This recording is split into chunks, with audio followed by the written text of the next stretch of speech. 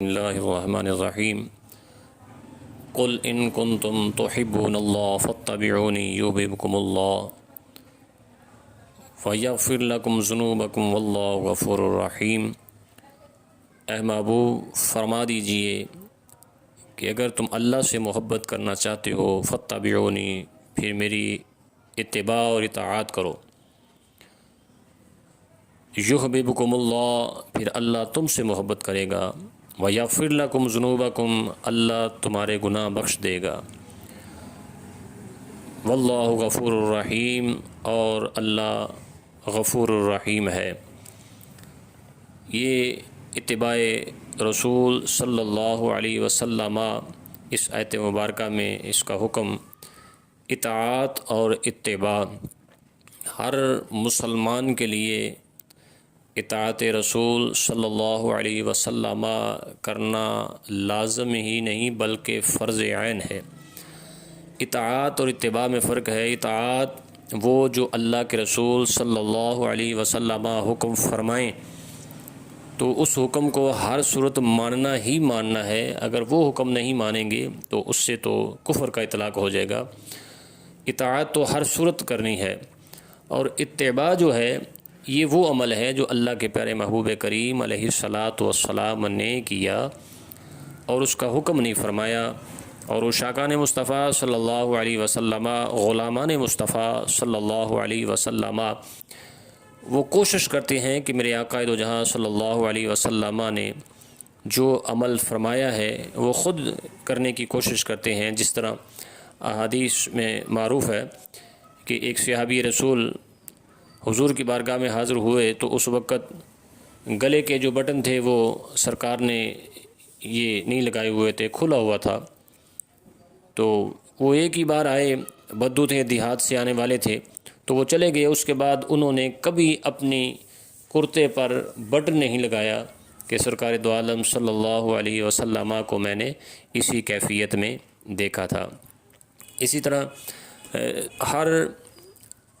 ایک کی کوشش ہوتی ہے کہ جو اللہ کے پیارے محبوب کریم علیہ الصلاۃ والسلام نے عمل کیا ہے اس کو کرنے کی کوشش کریں۔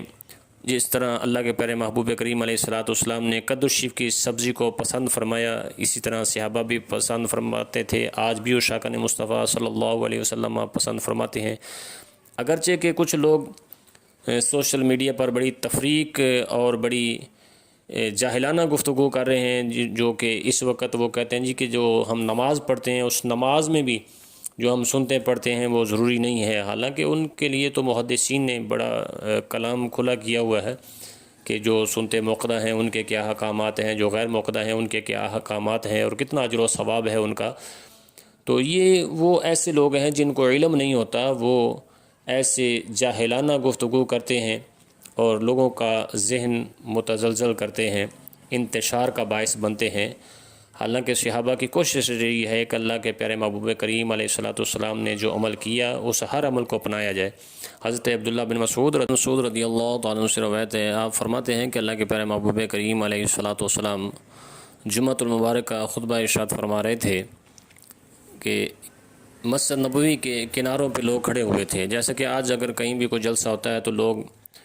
سائڈوں پہ کھڑے ہو جاتے ہیں، حالانکہ یہ مجلس کے آداب کے خلاف ہوتا ہے، یا تو بیٹھ کر سنا جائے یا پھر اپنے رستے پر چلتے بنے۔